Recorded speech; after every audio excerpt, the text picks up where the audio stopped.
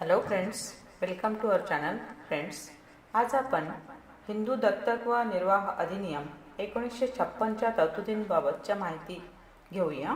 काय कायदेशीर माहिती आहे याच्याबद्दलची, दत्तक विधान काय आहे, कोण घेऊ शकतं, कोण देऊ शकतं याबाबतची संपूर्ण माहिती जाणून घेऊया. आता सर्वप्रथम आपण बघू की हा जो कायदा आहे कोणाला लागू आहे.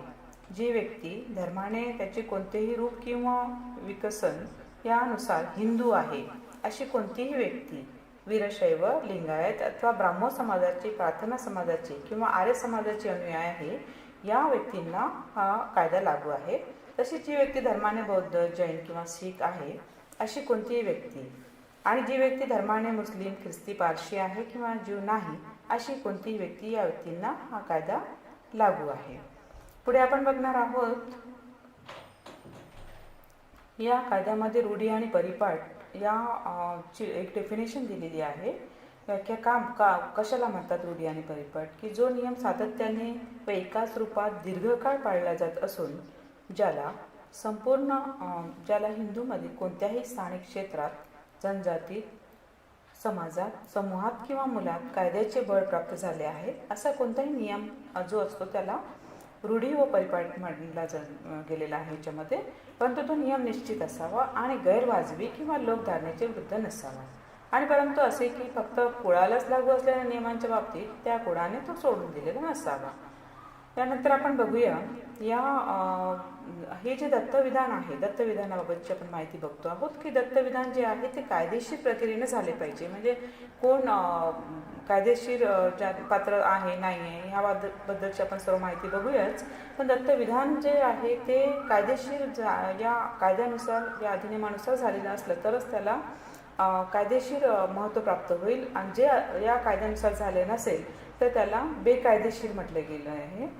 परंतु त्यामुळे कोणतीही व्यक्ती जर या कायद्यानुसार जर दत्तविधान केलं नसेल, एरवी दत्तक घराणं संपादन करू शकली नसती असं कोणताही अधिकार त्याच्या किंवा तिच्या प्रत्यर्थ निर्माण होणार नाही. त्यामुळे जर ह्या कायद्यानुसार जर दत्तविधान झालेलं नसेल तर त्याला बेकायदेशीर असल्यामुळे ज्या कुटुंबात ती मुलगा किंवा मुलगी दत्तक दिला असेल, घेतला असेल, त्या कुटुंबाचे त्याला अधिकार प्राप्त होणार नाहीत. आणि त्या व्यक्तीचे ज्या घरातून, कुटुंबातून तो जन्म झालेला आणि दत्तक गेलेला आहे त्या घरातील, कुटुंबातील त्याचे अधिकारही नष्ट होणार नाही. आता आपण पाहूया सेक्शनच्या 6 मध्ये की ज्या दत्तविधानाचं आवश्यक काय तरतुदी आहे. आता दत्तक घेणाऱ्या व्यक्तीला दत्तक घेण्याची क्षमता आणि अधिकार असला पाहिजे. दत्तक देणाऱ्या व्यक्तीला ते तसं करण्याची क्षमता आणि अधिकार असला पाहिजे. तसंच दत्तक घेतल्या जाणाऱ्या व्यक्तीला, म्हणजे ज्या मुलगा किंवा मुलगी दत्तक घेत आहोत ती व्यक्ती पात्र असली पाहिजे कायद्यानुसार. आणि या प्रकरणात उल्लेख केलेल्या ज्या शर्तींचं पालन केलेलं असलं पाहिजे, दत्तविधान केलेलं असलं पाहिजे, दत्तविधान या कायद्यानुसार केलं असलं पाहिजे, त्याशिवाय ते कायदेशीर असणार नाही. आता कलम सेक्शन 7 मध्ये पुढे दत्तक हिंदू पुरुषाची दत्तक घेण्याची क्षमता जी आहे ती पात्र कोण आहे, कोण असू शकते याबद्दलची माहिती दिली आहे. जो अविकल म्हणजे साऊंड माइंड आहे, मेजर आहे, अज्ञान नाही आहे, अशा कोणत्याही हिंदू पुरुषाला मुलगी किंवा मुलगा दत्तक घेण्यास पात्र समजलेला आहे या अधिनियमानुसार. परंतु जर त्याची एक पत्नी आहे त्याला आणि ती हयात असेल तर तिची संमती असल्याखेरीज हिंदू पुरुषाला मुलगा किंवा मुलगी दत्तक घेता येणार नाही. मात्र त्या पत्नीने जर प्रपंचाचा संपूर्णपणे कायमचा त्याग केला असेल किंवा ती हिंदू राहिली नसेल किंवा सक्षम अधिकारिता असलेल्या न्यायालयाने, कॉम्पिटंट कोर्टाने ती साऊंड माइंड नाही आहे असं जर घोषित केलेलं असेल, विकलमनाची आहे असं घोषित केलं असेल तर मात्र गोष्ट वेगळी आहे. जर आपण आता तसंच पुढे पाहतो आहोत सेक्शन 8 मध्ये. पण त्याआधी आपण एक स्पष्टीकरण पाहूया की जर एखाद्या व्यक्तीला दत्तविधानाच्या वेळी एकाहून अधिक पत्नी जर हयात असतील तर त्या सर्व पत्नींची संमती त्याला दत्तक घेताना आवश्यक राहील. मात्र मागील आपण याच्यापूर्वी पाहिल्याप्रमाणे कोणत्याही कारणामुळे त्यांच्यापैकी कोणत्याही एकाची संमती अनावश्यक असेल तर मात्र गोष्ट वेगळी आहे.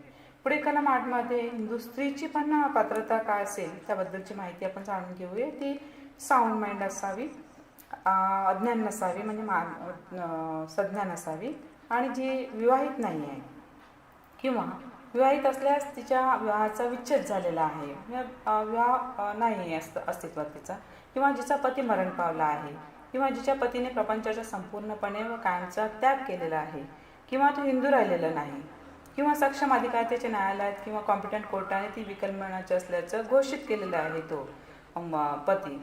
तर अशा परिस्थितीत ती स्त्री दत्तक मुलगा किंवा मुलगी दत्तक घेण्यास पात्र अशी समजली गेलेली आहे आणि ती पात्र आहे.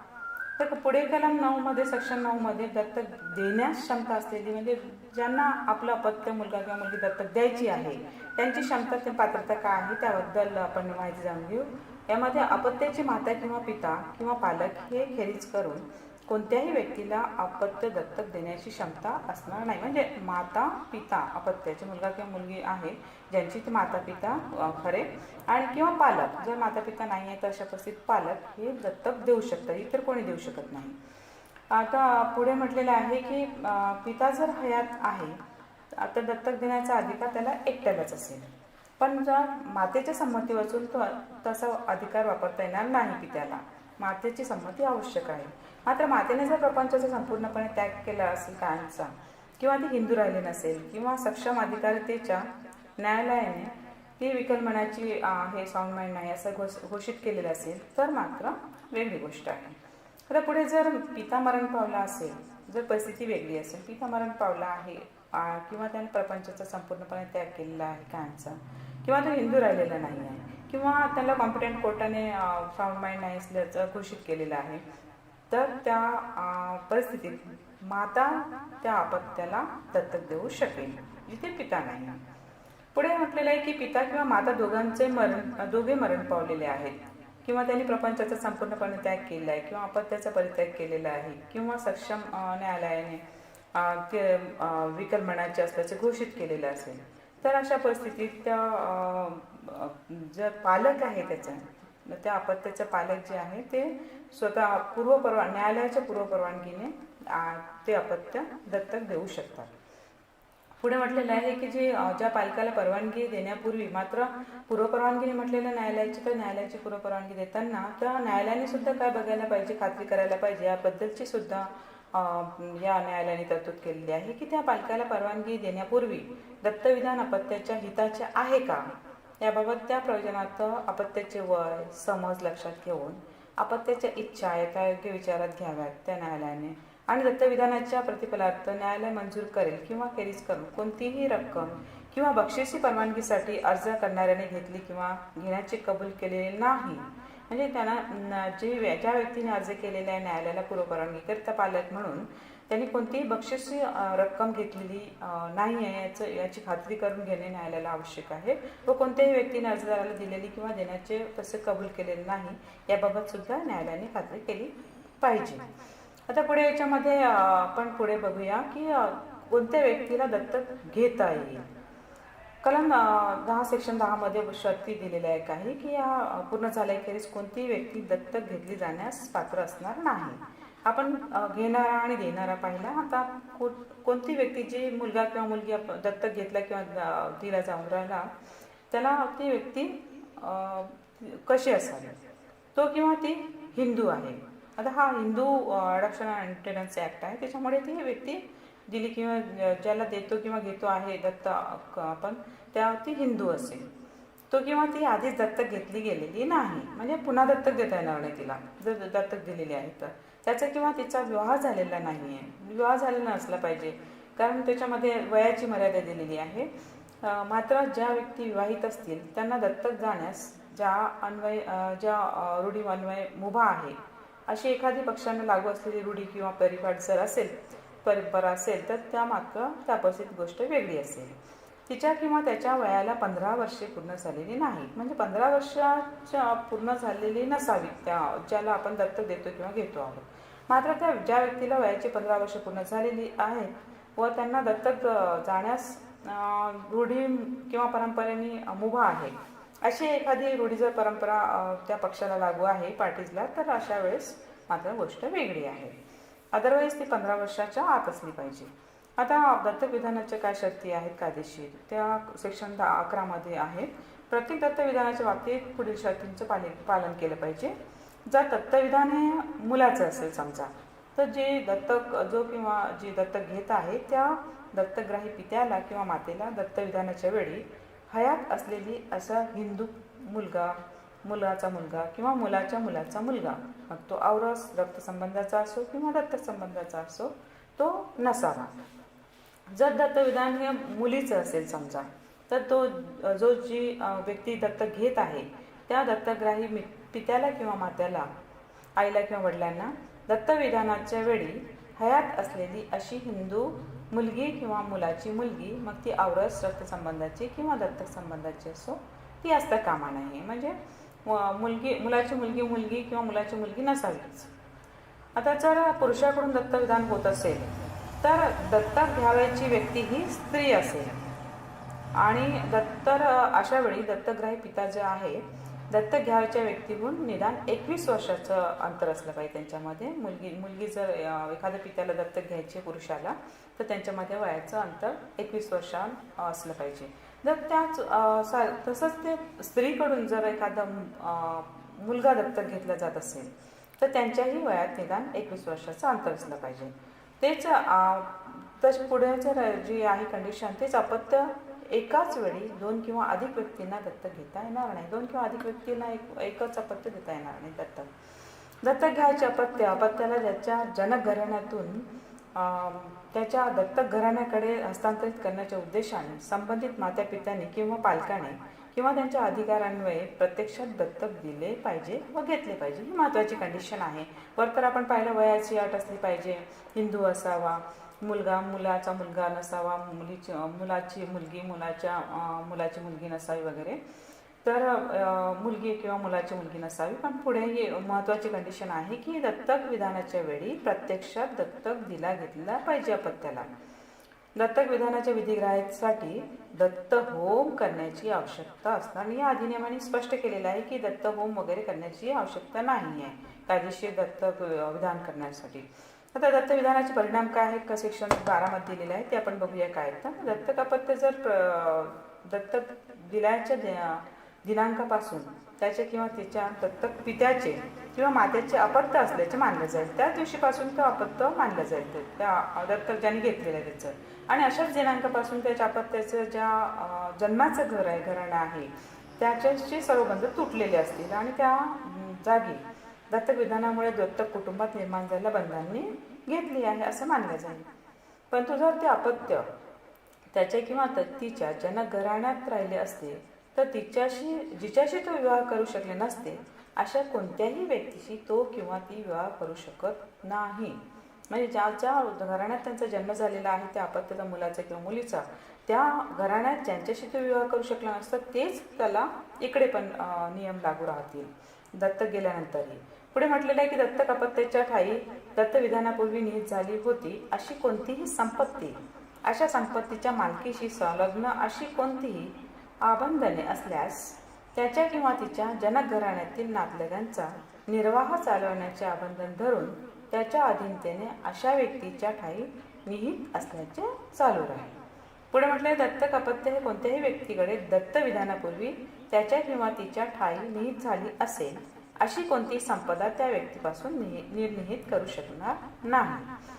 पुढे आपण पाहतोय सेक्शन 13 मध्ये दत्तग्राही मातेपित्याच्या स्वतःच्या संपत्तीची विल्हेवाट करण्याचा काय अधिकार आहे. या अधिनियमानुसार कोणत्याही विरुद्ध कराराच्या अधीनतेने दत्तविधाने दत्तग्राही पित्याला किंवा मातेला त्याच्या किंवा तिच्या संपत्तीची आंतरजीव हस्तांतरणाद्वारे किंवा मृत्यूपत्राद्वारे विल्हेवाट करण्याच्या शक्तीपासून वंचित करणार नाही. म्हणजे दत्तविधान जर केलेलं आहे म्हणून त्या जे माता पिता आहेत त्यांनी दत्तक घेतलेलं आहे त्या अपत्याला त्यांना संपत्तीचं हस्तांतरण किंवा विल्हेवाट लावण्यापासून या कायद्याने वंचित केलेलं नाही.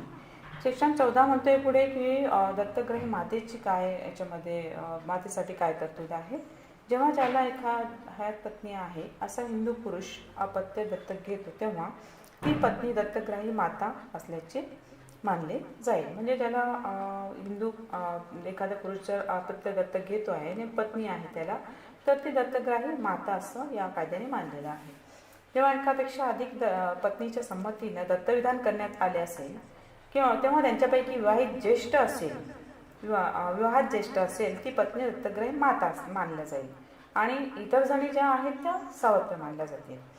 जेव्हा एखादा विधुर किंवा अविवाहित पुरुष अपत्य दत्तक घेईल तेव्हा त्यानंतर तिच्याशी जो विवाह करेल अशी कोणतीही पत्नी दत्तक अपत्याची सावत्र माता असेल.